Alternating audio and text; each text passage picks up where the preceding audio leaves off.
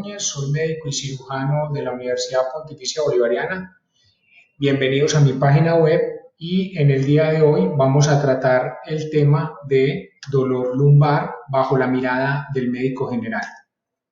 El dolor lumbar es una de las principales causas de consulta de dolor en nuestras instituciones. Es más frecuentemente los hombres los que consultan por esta causa de dolor y por lo general las edades de aparición están entre los 15 y los 60 años, que es la edad reproductiva, y estas son las personas que más frecuentemente consultan.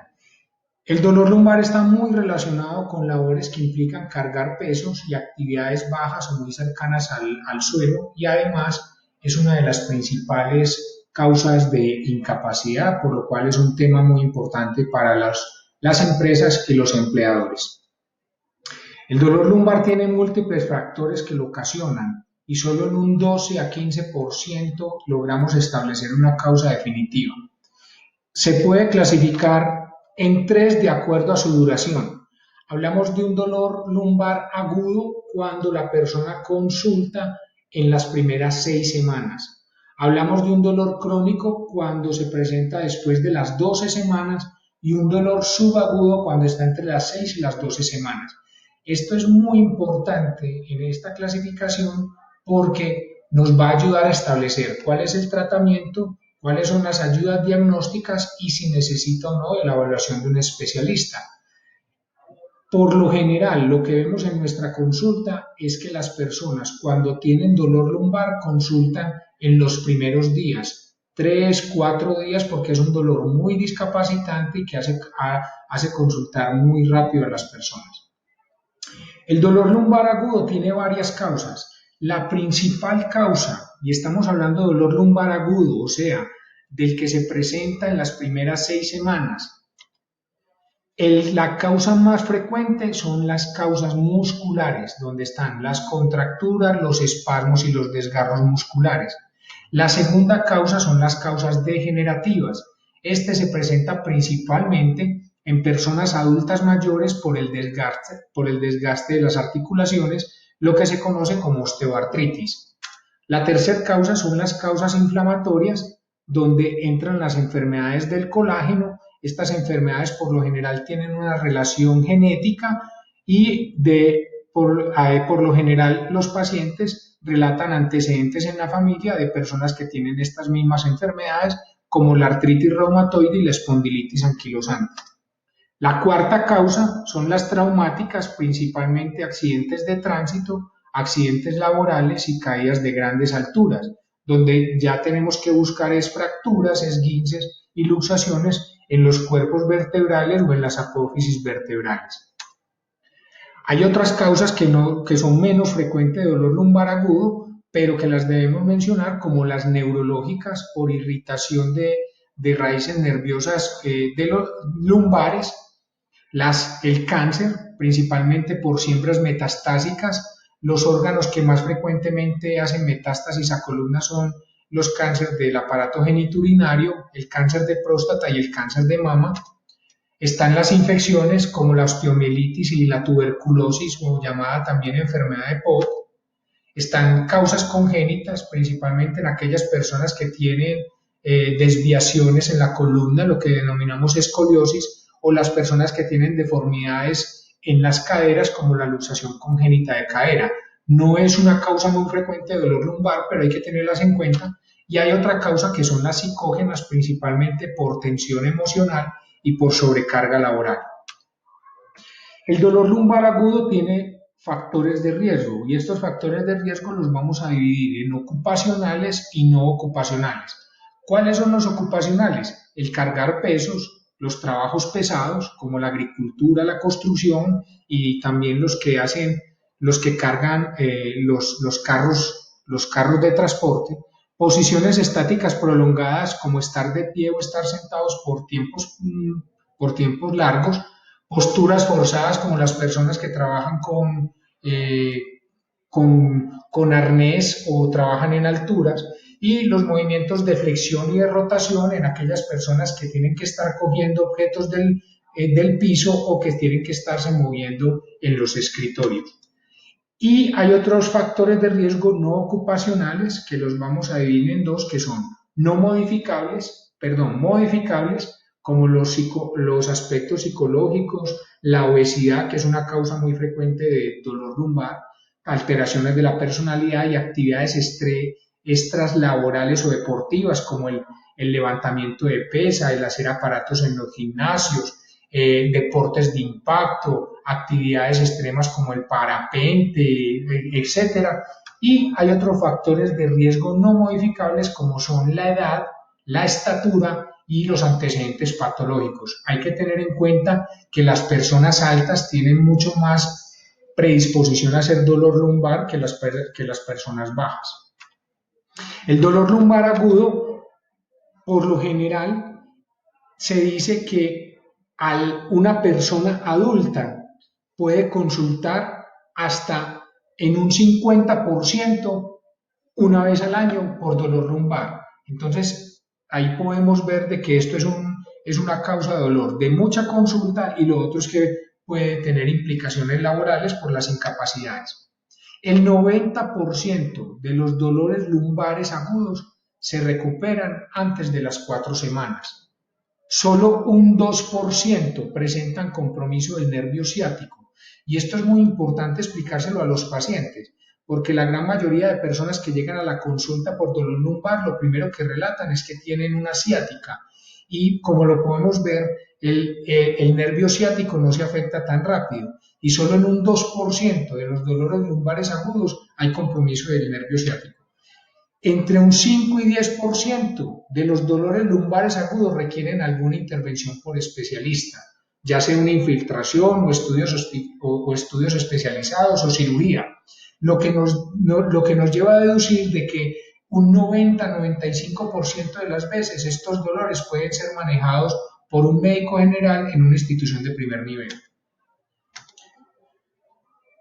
El dolor lumbar agudo, por lo general, no necesita radiografías de entrada. ¿Por qué? Porque un 80-85% de las radiografías son normales. Y por lo general no es necesario exponer a una persona a una radiación. Y además no podemos aumentar los costos al sistema y aumentarle los costos también a los pacientes porque las radiografías al principio no son necesarias. Y fuera de eso, tomar una radiografía nos puede mostrar un hallazgo accidental o incidental que nos puede entorpecer el diagnóstico más adelante.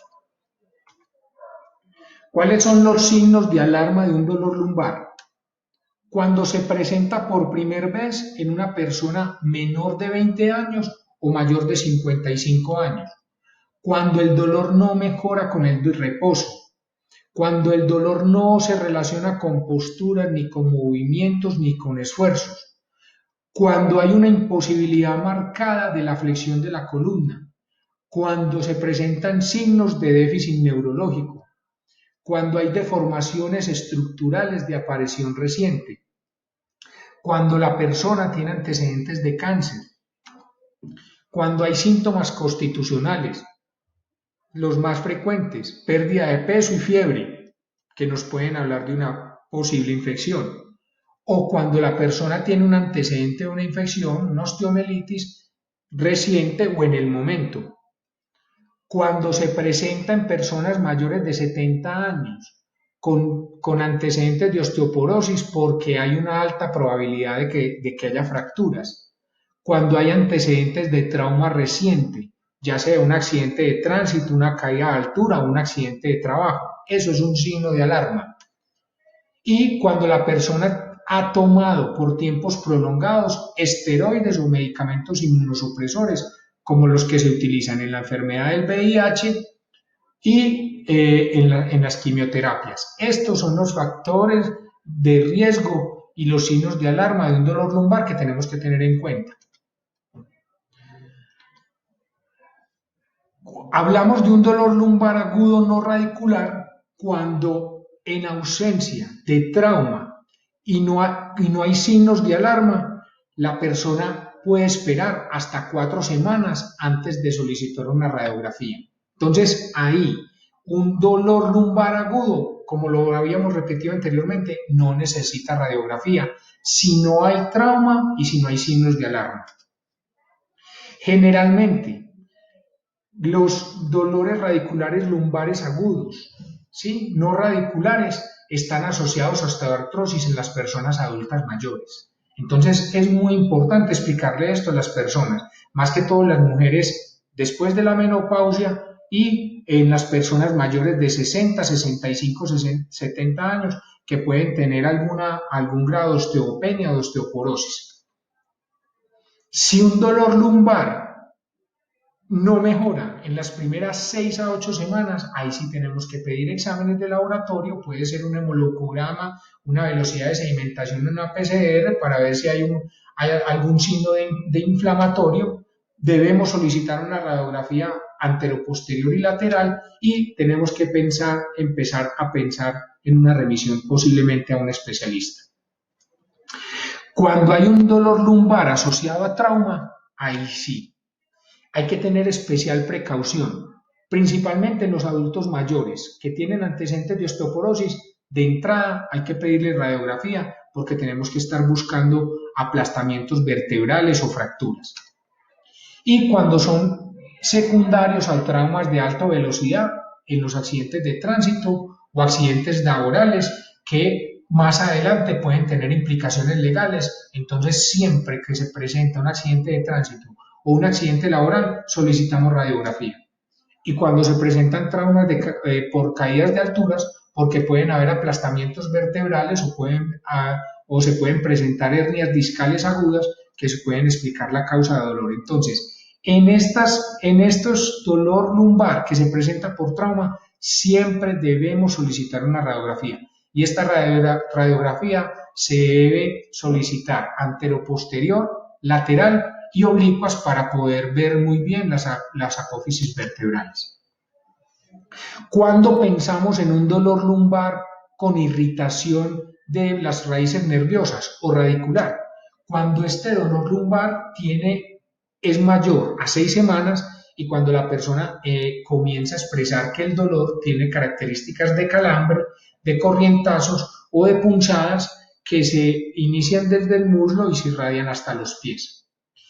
Un 95% de las veces que sospechamos un dolor lumbar radicular es por afectación del nervio ciático.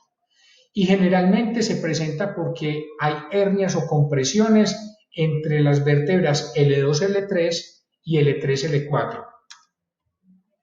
La mayoría de estas hernias y compresiones son por causas degenerativas. Ahí tenemos que pensar en los adultos mayores que empiezan a tener un dolor lumbar de más de 6 semanas o por traumas. Entonces, un trauma que después de 4 o 6 semanas no comienza a recuperarse, ya tenemos que empezar a buscar signos de lesión nerviosa para poder sospechar alguna hernia o compresión en esta raíz.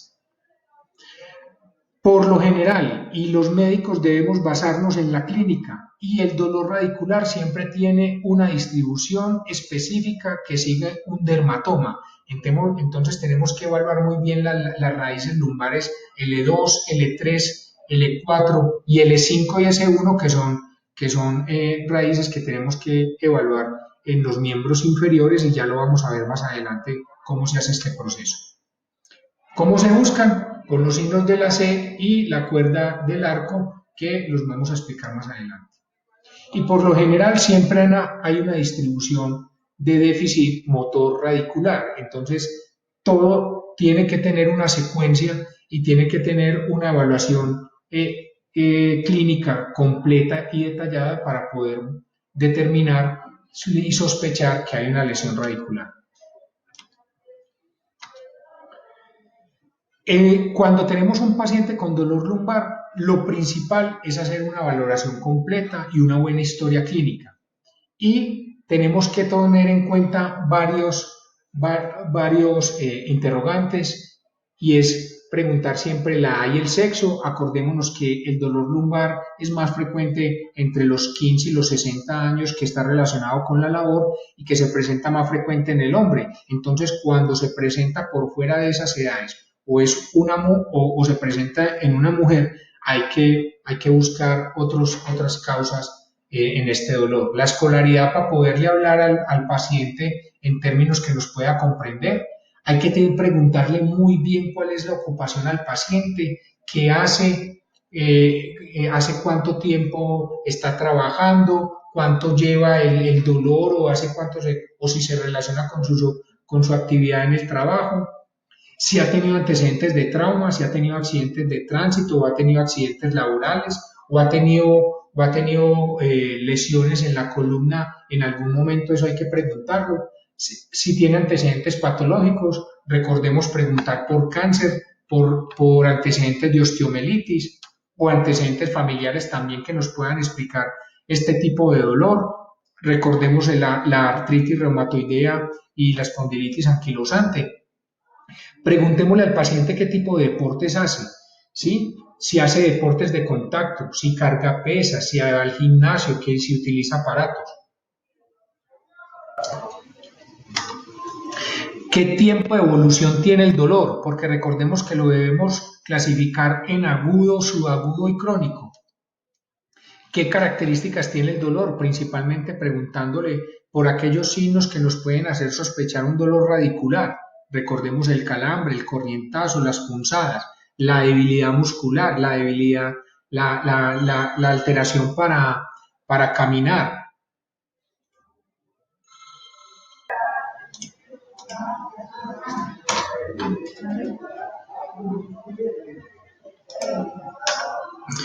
Recordemos también los síntomas asociados al dolor lumbar y si hay limitaciones o no para las actividades cotidianas o para las actividades laborales.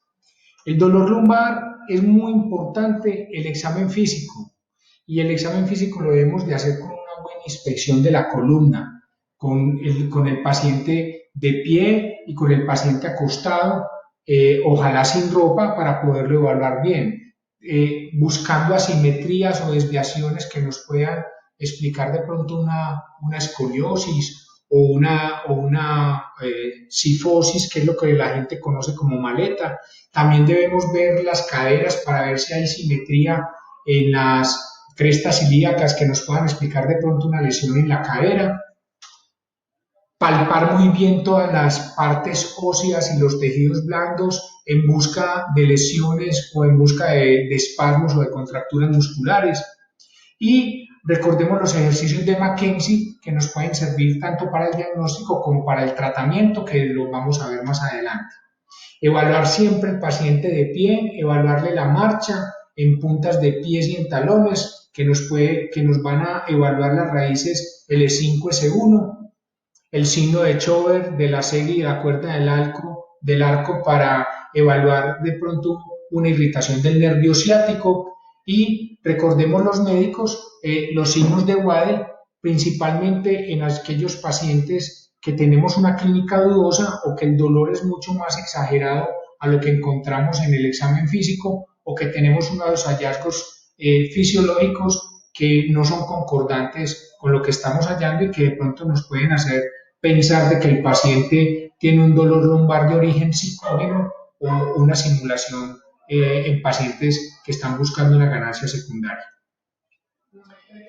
¿Cuáles son los criterios entonces en un dolor lumbar para solicitar radiografía? Como lo hablamos anteriormente, siempre hay que solicitar radiografía cuando es un dolor lumbar asociado a un accidente de trabajo, a un accidente de tránsito o a una caída de altura. Cuando hay un trauma agudo que se presenta con un déficit neurológico, cuando la persona ha tenido traumas repetitivos, y aquí vamos a tener en cuenta las personas que trabajan en el campo, en la agricultura, los que cargan pesos con frecuencia, por ejemplo, los que cargan los coteros, que cargan los camiones, o los fisicoculturistas o las personas que trabajan en construcción. Esas personas es muy importante siempre pedir una radiografía. Los que tienen alto riesgo de demanda o de trámites legales, como son el accidente de trabajo y el accidente de tránsito, y los que han tenido antecedentes quirúrgicos de columna. Y recordemos también, aquí les voy a dar una ñapita, los adultos mayores con antecedentes de osteoporosis, siempre para buscar fracturas. ¿Cuáles son los criterios para solicitar una tomografía axial computarizada? Cuando tenemos signos de discopatía y que haya intención de tratamiento quirúrgico. Cuando de pronto estamos sospechando fracturas vertebrales. Cuando tenemos sospecha de que hay una lesión tumoral o metastásica. Y esta tomografía axial computarizada siempre debe ser solicitada por el especialista, porque por lo general las EPS no las autorizan para los médicos generales, a no ser de que el paciente se la vaya a realizar de forma particular. ¿Cuáles son los criterios para resonancia magnética? Cuando estamos sospechando una estenosis del canal lumbar, cuando hay signos de hernia del núcleo pulposo, radiculopatía o discopatía. ¿Esto cómo lo sospechamos? Cuando hay déficit neurológico o hay signos de irritación del nervio ciático. Cuando estamos sospechando una osteomielitis vertebral y siempre después de una cirugía de hernia de disco solicitan resonancia magnética para la valoración posterior. Esta resonancia magnética siempre debe ser solicitada también por el especialista, a no ser de que el paciente se vaya a hacer particular, porque por lo general a los médicos generales no nos autorizan las EPS este tipo de examen. Ahora que ya vimos entonces la clínica del dolor lumbar, vamos cómo se hace el tratamiento. Y el tratamiento es muy importante, y esto para mis compañeros médicos, la valoración de la escala análoga del dolor. Es muy importante que el paciente califique y evalúe su dolor, porque no todas las personas tienen un umbral del dolor igual, entonces nos debemos basar en las escalas numéricas y en las escalas gráficas para que el paciente nos exprese cuál es el tipo de dolor. Y siempre tenemos que empezar el tratamiento siguiendo la escala analgésica. Recordemos que hay un primer escalón y ese primer escalón siempre lo vamos a utilizar en el dolor agudo, o sea, en aquel dolor que es menor de 4 a 6 semanas. ¿Por qué? Porque van a responder muy bien a los antiinflamatorios, y recordemos que la principal causa de dolor agudo son las causas musculares. Entonces, si lo asociamos a un relajante muscular, vamos a tener muy buen resultado junto con una buena terapia física. Entonces, siempre de entrada utilicemos los analgésicos como los antiinflamatorios no esteroideos, tipo diclofenaco, meloxicam, piroxicam, el ketoprofeno. Nos puede servir todos esos medicamentos. Una salvedad: mientras más medicamentos antiinflamatorios demos, no vamos a obtener una mayor mejoría. Entonces, no es necesario combinar muchos analgésicos para poder obtener una mejoría en el dolor. Utilizando un buen analgésico a una buena dosis y haciendo titulaciones de ese analgésico, podemos obtener muy buenos resultados y evitar de pronto efectos secundarios. Si después de 10 días el paciente no está mostrando una mejoría, ahí sí tenemos que pensar en subir al segundo escalón, que serían los opioides débiles, como es el caso de la codeína, la hidrocodona o el tramadol. Todos estos pueden venir combinados con un antiinflamatorio como el acetaminofén o el diclofenaco, pero recordemos que estos opioides débiles tenemos que empezarlos a bajas dosis, porque estos medicamentos tienen efectos secundarios que pueden hacer de pronto al paciente rechazar el tratamiento, o pueden presentar de pronto efectos secundarios que lo van a hacer consultar por eso. Entonces, siempre empecemos con dosis bajas y titulemos las dosis de los opioides, para no utilizar dosis altas que pueden ser perjudiciales.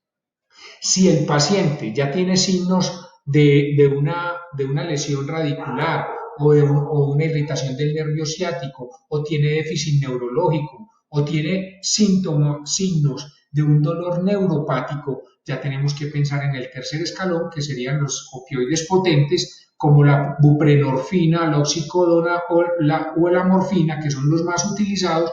Y recordemos que estos opioides potentes también deben ser iniciados a dosis bajas y que deben ser titulados para evitar efectos secundarios. Las guías por lo general no recomiendan de entrada en el primer escalón combinar esteroides, porque los esteroides, si estamos utilizando un buen analgésico, el esteroide, solo el antiinflamatorio nos puede servir. Los esteroides tienen unas indicaciones especiales y yo en lo personal recomiendo no utilizarlos a no ser de que el dolor esté en una fase subaguda o que estemos pensando de pronto en en una irritación del nervio ciático o una lesión radicular.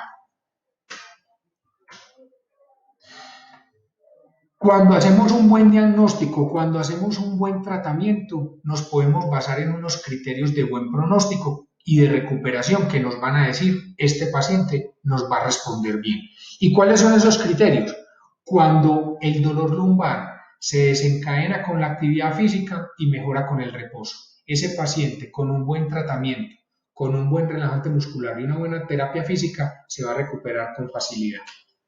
Cuando el dolor se exacerba con los movimientos y las posiciones, recordemos la higiene postural, enseñarle a los pacientes cómo cargar pesos, el utilizar protección lumbar, eso les puede ayudar muchísimo.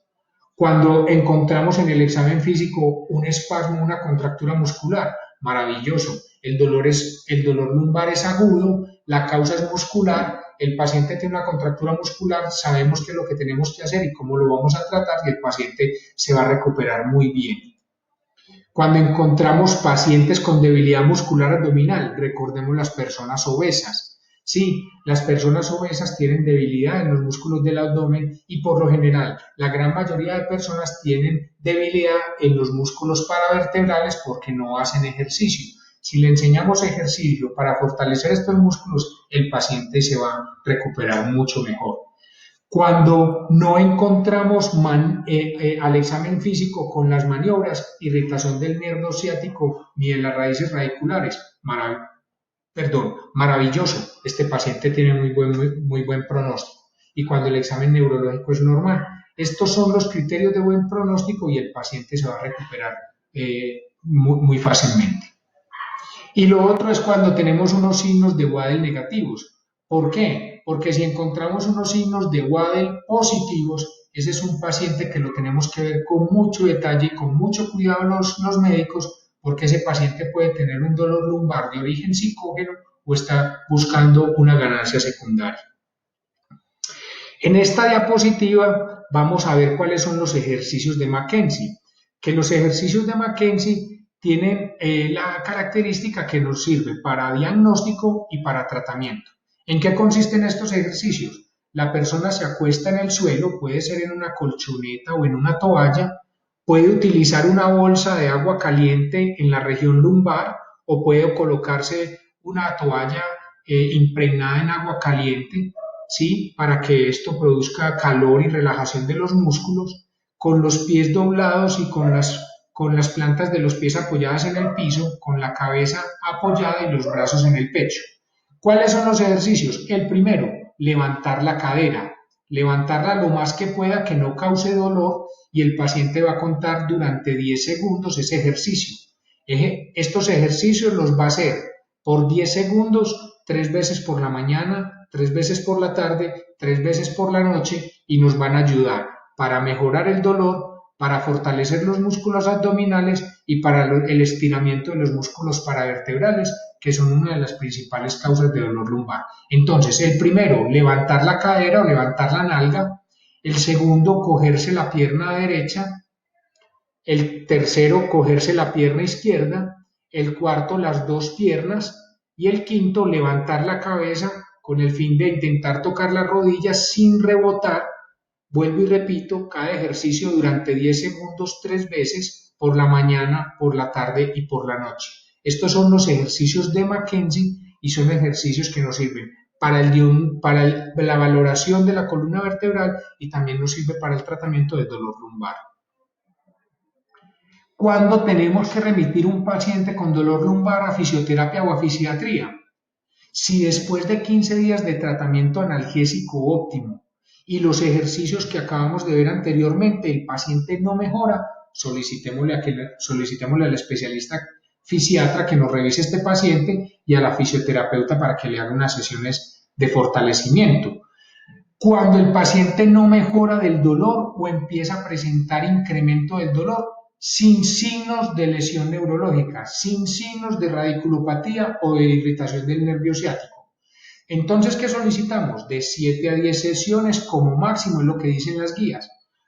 Más de 10 sesiones son innecesarias. Si con 10 sesiones, con 7 a 10 sesiones, el paciente no ha mejorado, este paciente necesita otro tipo de conducta. ¿Qué necesita? Una remisión al ortopedista. ¿Qué pacientes vamos a remitir donde el ortopedista? Todo paciente con dolor lumbar crónico, o sea, que sea mayor a 6 semanas, que no responde al tratamiento analgésico y que no respondía al tratamiento del fisiatra o de la fisioterapeuta. Todo paciente con dolor lumbar, con signos de radiculopatía, hernia discal o déficit neurológico para el ortopedista.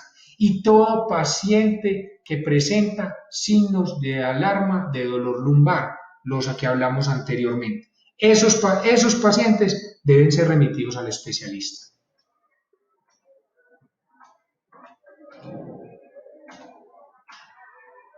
Datos para llevar a casa entonces. Ya estamos concluyendo. Muchas gracias por su atención. Mantener un peso adecuado es fundamental para evitar el dolor lumbar. ¿Cuál es el peso adecuado? La estatura menos el metro. Una persona de 1,70, en la estatura el peso sería 70 kilos. Una persona de 1,60, 60 kilos. En los hombres subimos o restamos 10. O sea, un hombre que mide 1,70 son 70 kilos el peso ideal. Entre 80 y 60 es un peso adecuado. Una mujer, más o menos 7. Una mujer de 1,60 más 7, 67, menos 7, 53, entre 67 y 53 es un peso ideal para la mujer. Entonces, mantener un peso adecuado es fundamental. Recordemos que la obesidad es una de las principales causas de dolor lumbar. No cargar pesos mayor del 25 al 30% del peso corporal si la persona no tiene entrenamiento, porque las personas que hacen entrenamiento, levantan pesas, van al gimnasio, pueden cargar un poquito más. Pero una persona que no hace ejercicio con regularidad, lo ideal es que no cargue más del 25 a 30% de su peso corporal. No realizar actividades bajas o cercanas al piso. Y si las va a hacer, ojalá hacerlas de rodillas o utilizando un asiento más bajo. Mantener buenas posturas corporales, lo que denominamos higiene postural. Recordemos sentarnos siempre con la espalda recta. Podemos utilizar también correctores de postura, que esto nos puede ayudar mucho a prevenir los dolores lumbares. Hacer ejercicio físico, hacer ejercicios de estiramiento y fortalecimiento en la casa y en el trabajo, lo que se denominan las pausas activas. Recordemos hacer ejercicios de relajación, los ejercicios de Mackenzie de los que hablamos anteriormente y aplicar calor local y, por qué no, utilizar también masajes en caso de que el dolor sea de origen muscular. Esto nos va a ayudar mucho a que la persona se lo recupere más rápido. Muchas gracias a todos por su atención, espero que haya sido de su agrado esta charla.